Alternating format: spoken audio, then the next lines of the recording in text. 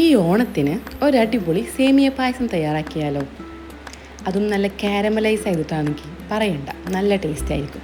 അപ്പോൾ എങ്ങനെയെന്നുള്ളത് കണ്ടാലോ. ആദ്യം നമുക്ക് ഒരു പാനിൽ കുറച്ച് നെയ്യ് ഒഴിച്ച് അണ്ടിപ്പരിപ്പും മുന്തിരിയൊക്കെ ഒന്ന് വറുത്ത് കോരി മാറ്റി വെക്കാം.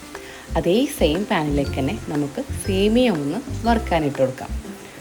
അതൊക്കെ ഒന്ന് സെറ്റായി കഴിഞ്ഞാൽ അത് മാറ്റി നമ്മൾ ഏത് പാത്രത്തിലാണോ പായസം തയ്യാറാക്കുന്നത് ആ പാത്രം വെച്ച് അതിലേക്ക് ആവശ്യത്തിനുള്ള പഞ്ചസാര ഒന്ന് കാരമലൈസ് ചെയ്തെടുക്കാം.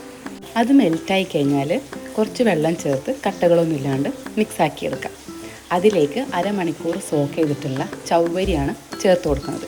ഈ ചവ്വരി ചേർക്കുമ്പോൾ പായസത്തിന് ഒരു പ്രത്യേക ടേസ്റ്റാണ് കേട്ടോ. ഇതുണ്ടെങ്കിൽ സ്കിപ്പ് ചെയ്യേണ്ട.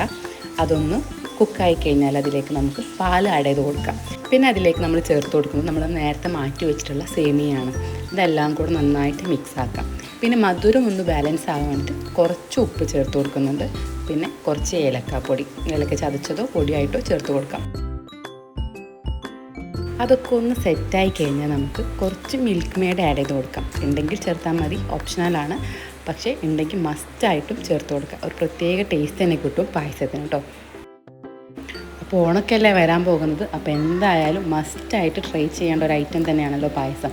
അപ്പോൾ ഇതുപോലെ ഒന്ന് ട്രൈ ചെയ്ത് നോക്കി. ഇപ്രാവശ്യം എല്ലാവർക്കും ഇഷ്ടപ്പെടുന്ന ഒരു അടിപൊളി ടേസ്റ്റുള്ള പായസമാണ് കേട്ടോ. അപ്പോൾ ഇതാ നമ്മുടെ സേമിയൊക്കെ നല്ല കുക്കായിട്ട് വന്നിട്ടുണ്ട്. അപ്പോൾ നമുക്ക് ഫ്ലെയിം ഓഫാക്കിയിട്ട് അണ്ടിപ്പരിപ്പ് മുന്തിരിയൊക്കെ ഒന്ന് ഇട്ട് കൊടുത്ത് സെറ്റാക്കിയെടുക്കാം. ഇത് കാണുമ്പോൾ തന്നെ അറിയാം നല്ല അടിപൊളിയായിട്ട് സെറ്റായിട്ട് കിട്ടിയിട്ടുണ്ട്. അപ്പോൾ എന്തായാലും ട്രൈ ചെയ്ത് നോക്കുക, നിങ്ങൾക്ക് ഇഷ്ടപ്പെടും. വീഡിയോ ആദ്യമായിട്ട് കാണുന്നവരാണെങ്കിൽ ലൈക്ക് ചെയ്യാനും സബ്സ്ക്രൈബ് ചെയ്യാനും മറക്കല്ലേ.